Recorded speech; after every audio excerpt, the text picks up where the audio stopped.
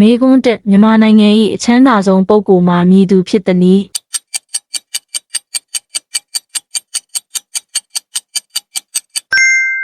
အဖြေမှန်ဦးတေစာ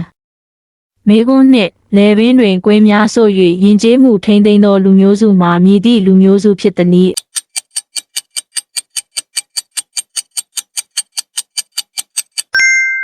အဖြေမှန်ကယန်း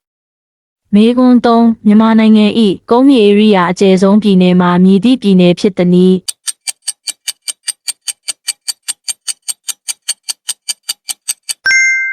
အဖြေမှန်ရှမ်းပြည်နယ်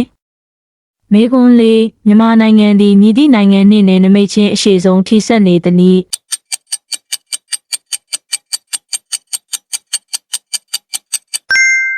အဖြေမှန်တရုတ်မေကွန်း5မြန်မာနိုင်ငံသည်1948ခုနှစ်တွင်မည်သည့်နိုင်ငံထံမှလွတ်လပ်ရေးရရှိခဲ့သည်နည်း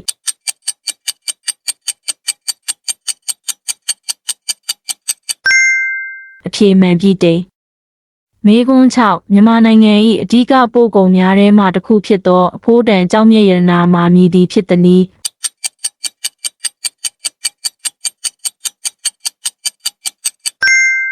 အဖြေမှန်ကျောက်စိမ်း